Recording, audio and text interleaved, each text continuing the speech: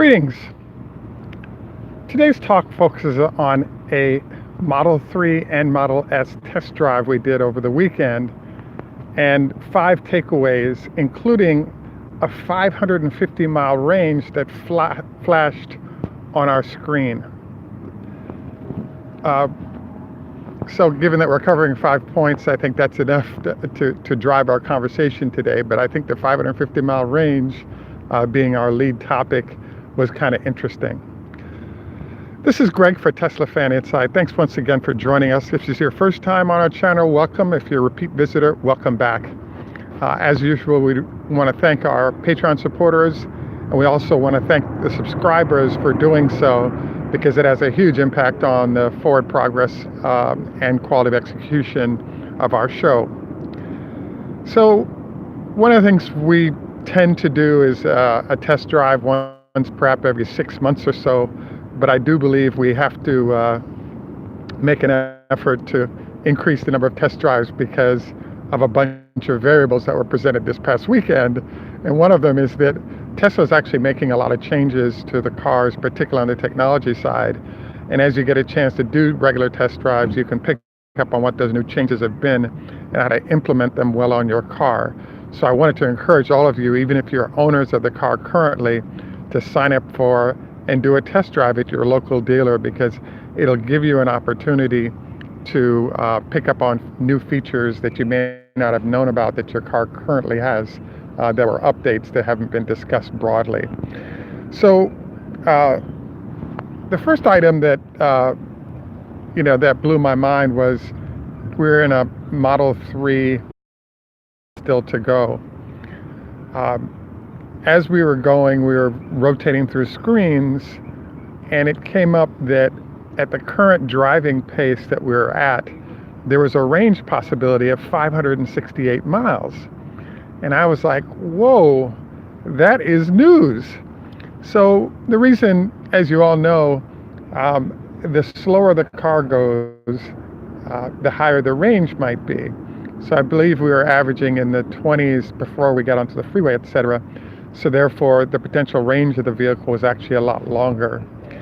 This actually dovetails into an interesting question that I've wanted to ask and present to you for a really long time, and that is that there's a gap between, let's say, Los Angeles and San Francisco that's about 300 miles.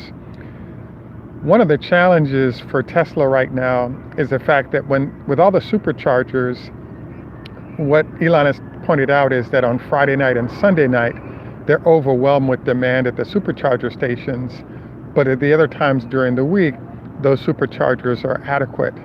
So one of the interesting questions lurking is, if you're driving between Los Angeles and San Francisco or similar ranges anywhere in the world, should you consider dropping from a highway speed in the 60, 65 mile an hour range down into the 40s or 50s, or the slowest speed allowed? And the reason is it allows you to get better range and possibly go to a different supercharger. So if you're doing 65 to 70 miles an hour, your car will actually tell you what your range will be, and therefore which supercharger you have to go to.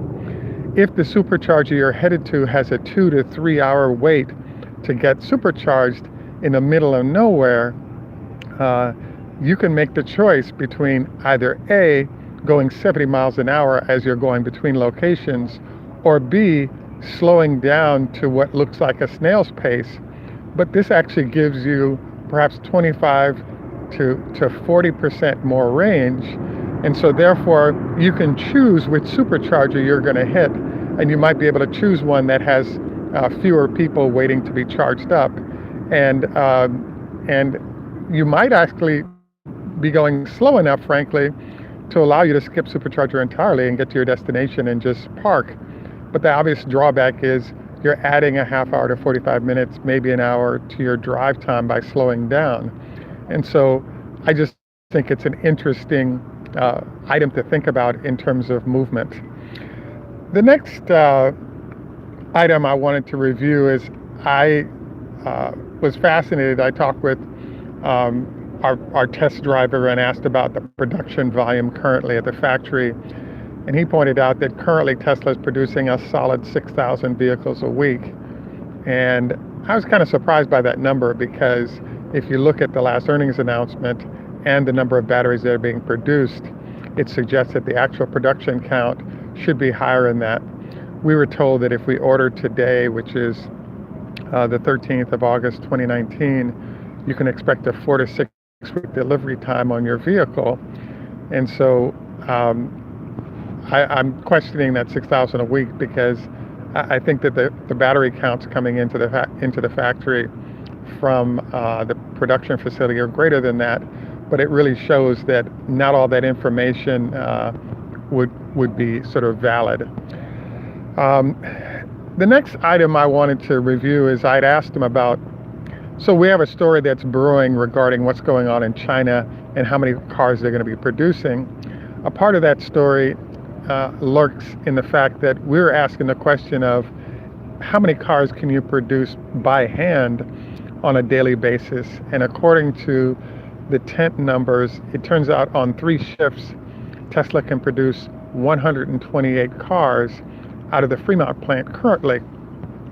Now that's over 3 shifts, so you can do the numbers. They're producing 6 days a week, so it turns out they can produce 3,000 cars a month by hand from that factory. So what we were trying to do is prepare for a show that focuses on what Chinese production is going to be, and hand put together parts in China. They could actually achieve that 3,000 vehicles because they actually have a larger space to work in than they do in Fremont and the manpower to do it. So we'll make that a next show we'll be covering as we figure out all these numbers. But what kind of came up out of this whole thing is that I asked if the tent was still in use, and he actually didn't know, so I went back and read about it. And there's actually a long article in Teslafaninsight that I would encourage you to read that focuses on what's going on currently with the tent. In particular, there are a couple of points there that kind of blew me away. One is that for those of you who don't notice, in the Bay Area, the temperature range can be 30 in the morning to 100 degrees midday, back to 30 at night. And all these temperature changes can affect a lot of things. One of the things it's affecting is the fact that workers wearing heavy jackets because it's too cold in the facility, their movements are impacted by this. And so I wanted to note that, this is one of the elements. Another element this brought up, which I was really surprised by, was a whole concept that's our second point called beware of the tent and issues that might come out of it. In particular, one of the items I was surprised by is it was mentioned that in order to maintain production speed right now, Tesla has moved from every car gets a tsunami level bath to determine if there are any leaks before the car leaves, to now if there are any seal issues when it comes to attaching, let's say, the roof glass to the car, then those cars are sent over for water tests. And so one of the suggestions I would make is to encourage you to read the article, number one, and number two, if you've got a recently arrived car, try giving it a tsunami level gusher in terms of water, because you want to see if there are any leaks now before there's huge damage when there's heavy rains that might hit, and that can be repaired and minimize the amount of damage that your vehicle may have. So flooding your car, I think, is a good idea. A third thing that we picked up on is that there were a few sort of new owners of Teslas that were exiting the facility. I wanted to encourage you, if you're a new owner, to actually schedule a test drive an hour or two before you take delivery. And the reason why I encourage you to do that is that I noticed that there are a few new owners who had difficulties getting the car out their driveway. And this suggested that perhaps a more recent update on a test drive of the vehicle would have added to their sense of every bit of how to get the car to move properly and efficiently and not end up with an accident before you get a chance to really enjoy the car. The second thing was that I was surveying a few of the new owners, and what I noticed was that in many cases it's the husband of the engineering family and the wife that are going to be driving the car as well. But there are a lot of details about this car that can impact the quality of ownership, etc. that you want to be aware of. So definitely signing up for your local meetup / clubs would be a good idea. Doing a test drive once a quarter, once or twice a year would be a great idea as well, to really get a handle around new features that have been added and how to manage the features that are already there better.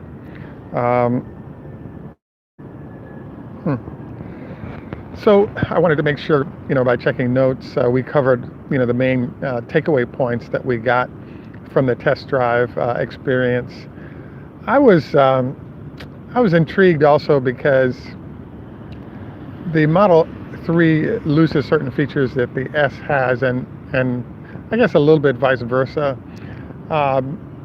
What I was sort of looking at was, what's the benefit of experiencing ownership at the 3 or the S level? The S is obviously a much better featured car with a lot of features, including giant screens, multiple screens, etc. And it's clearly still the flagship. I was fascinated because the amount of power and speed of the Model 3 is so intense in a smaller package that I defy anyone to try to really find the lanes that give a competitive advantage to the 3 over the S. I will suggest the biohazard mode in terms of the quality of air filtering is a huge deal and worth some review. I also would say that clearly you have more space, more trunk space, etc., allows the car to work more functionally. Another item I was thinking about was the fact that we did an experiment where we were testing out the suspension system. So as all of you probably know, Elon claimed it was going to happen, doesn't exist yet, but the suspension system is a little more cushy ride, less performance oriented for your Model S. And as a result, you have a phenomenon happening where, as you accelerate, you might get a little more body roll or lean in the Model S than you would in a Performance 3, for example.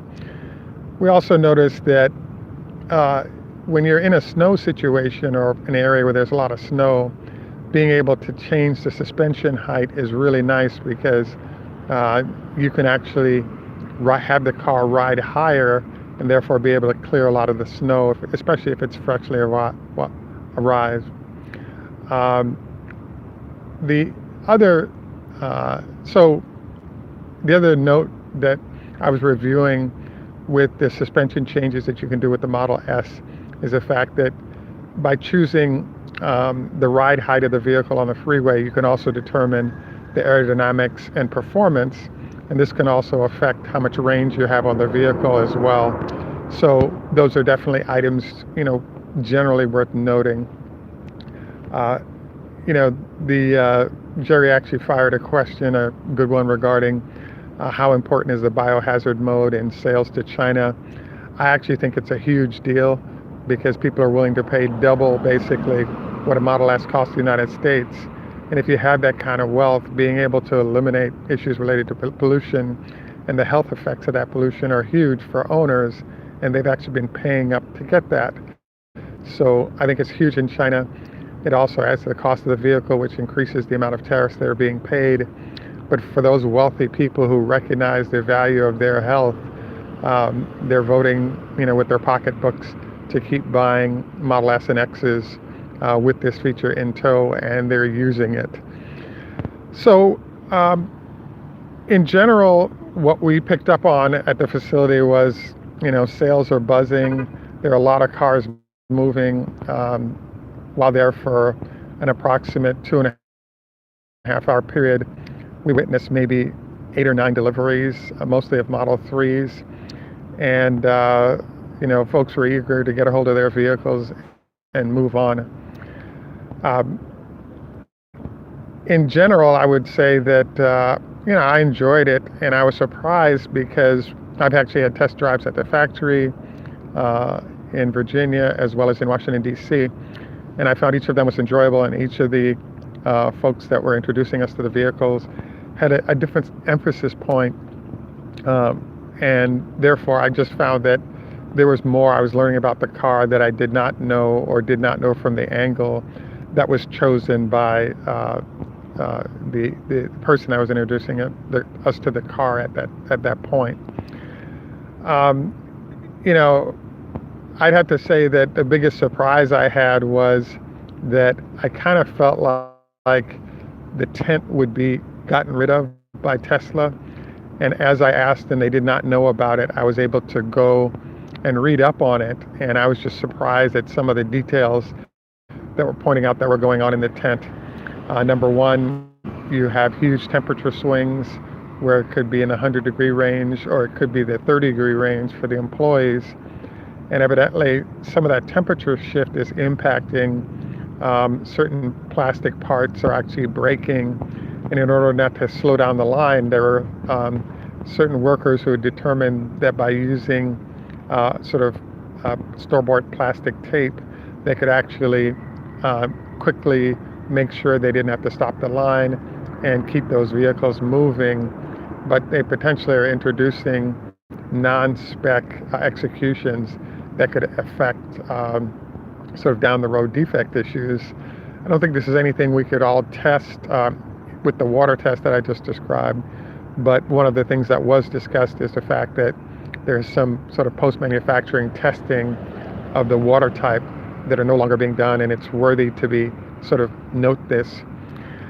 It was interesting because at the front of the show we brought up the whole idea of running at lower speeds as a way to get more range, and I'm really hyper-focused on what happens between LA and San Francisco because I know the roadways well.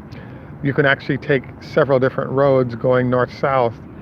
The primary freeway has a 65 or 70 mile an hour at different points max, and your minimum speed you're allowed on the freeway is actually 50 miles an hour. So my suggestion was doing experiments where you start, take a look at what the range is going to be for your vehicle. If you're doing 55 miles an hour, your minimum speed on US freeways allowed is actually 50 miles an hour, so you won't get a ticket. But the question that comes up is, if you run at 70 miles an hour, what's your range in the car? If you run at 50 miles an hour, what's your range in the car? And you make the call whether or not you feel like running at a higher speed and having more stops, or running at a lower speed and slowing down your trip, but reducing the amount of stops, and also possibly reducing the amount of time for the trips, because on high peak traffic days, especially surrounding holidays, a 2 to 3 hour wait in the supercharger lanes might be something to consider. Now, one last thing that we wanted to cover, and that is that we wanted to encourage you to make a point of pitching in where possible to snag yourself a referral based on Tesla sales. We've been working with our local facilities to increase the number of cars sold by bringing people in that might be interested, as well as introducing folks at different companies. We have kind of a project brewing where in the greater DC area there are a lot of tech companies, including places like Amazon and Microsoft, that are recruiting tech workers. And one of the benefits they're offering is actually free charging of electric vehicles. And so this has become a nice little perk that's affecting whether or not people choose certain companies to work for. So one of the things we're going to be talking with the Tesla folks about is the fact that if you look deep down into the materials, if you have 6 Teslas at your facility, you qualify for a supercharger on that site. And so the companies haven't quite put it together with the whole Tesla opportunity yet. But if employees are purchasing a lot of Teslas and there are a lot of Teslas sitting there, I think there's a possibility of definitely a destination charger being installed by Tesla on behalf of the Tesla owners there. But I actually think that supercharger possibility for the large places with large numbers of vehicles might actually be a perk that the companies might pitch in for with Tesla, and it would incentivize a lot more people to buy the car. So I wanted to mention this to you guys as something to think about getting involved with, because we need to have as large a number of vehicles out there and sold as possible. At any rate, we do have other takeaways that emerged from our test drive and look forward to covering some of them in subsequent shows, in particular what's happening in China, when is production going to start, and at what level, and how many cars to expect being produced there, are some things we're going to be covering. Wanted to thank Jerry et al. I didn't see all of you that said hello, but we're really trying to concentrate on the quality of their show and not deviate into sidebar conversations that affects focus, but did appreciate you guys taking time out to say hello. Just a reminder to do your 25 leg lifts on each lug before you get into your day. Also encourage you to not go to bed within 2 hours of eating, preferably 4 hours, so the food digests and doesn't cause acid reflux. This is Greg for Teslafaninsight. Tschüss, mach's gut, German, au revoir, French, lehitraot, Hebrew, hey Donovan, Choda Hafez, Farsi, and we're looking for other languages to add, and so I need to brush up. Someone's in the car doing Czech before, and we'll have others to be considered. Wanted to note that Edmar, thanks for the comment there. By the way, it's an interesting sidebar note here, and you guys all saw the news reports on the explosion of a Tesla that was in a car accident in Russia. There is a lot of energy in those batteries, and the fire establishments have really not gotten their arms around how to manage the energy fire potential of those vehicles. So I think it's a good hedge-do is the Swedish. Thanks for that, Donovan. So, might be something to note is, should local fire departments be given new tools to handle potential EV fires, in this space. Anyway, once again, thank you very much for joining us. This is Greg for Teslafaninsight. Look forward to your comments and input or suggestions, and also looking forward to our next conversation. Have a great day, and in Jamaica we're saying, "No respect, walk good man." Have a great day. Bye.